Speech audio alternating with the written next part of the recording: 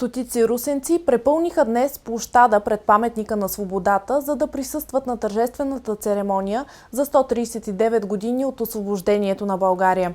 Традиционно до паметника, наред с почетната рота от русенския гарнизон, застанаха и членове на клуб «Традиция».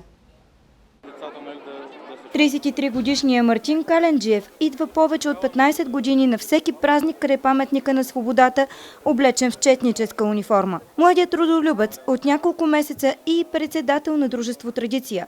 Присъединява се към клуба преди повече от 10 години. Интерес на истината беше точно на 3 март и видях тогавашните членове тук, които бяха пред паметника, и реших, че това искам и аз. Всяка година, когато идваме на 3 март, ние искаме да допринесем, да повдигнем патриотичния дух на обществото и то да се припомни, виждайки нас, да се припомни същите тези сцени, които са изобразени тук на паметника, точно от руско-турската война и от опълченското участие в нея. Нашите униформи са точно като на опълченците, оръжието, което носим, е също опълченско, с такова оръжие, даже може би и точно с това, са воювали нашите опълченци.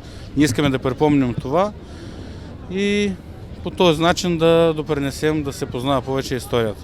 Мартин разказва, че е радостен, когато той и колегите му са гости в училища и детски градини. Още повече, че децата са подготвени и изключително любопитни към това, което те им разказват. Допълва, че това, което искат, той и колегите му, е да научат децата повече за историята по достъпен начин и да запалят в тях пламъче, което да не угасва. На днешния празничен ден площадът в центъра на града се препълни с хора. Десетки родители бяха довели децата си, за да присъстват на тържеството.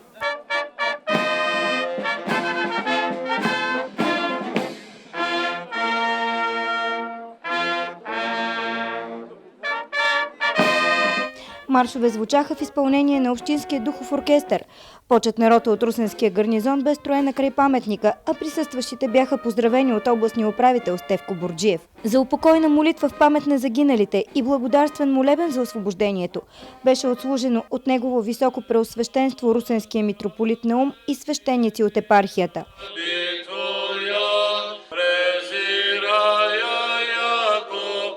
В края на тържеството по традиция, паметникът на свободата беше отрупан с венци и цветя.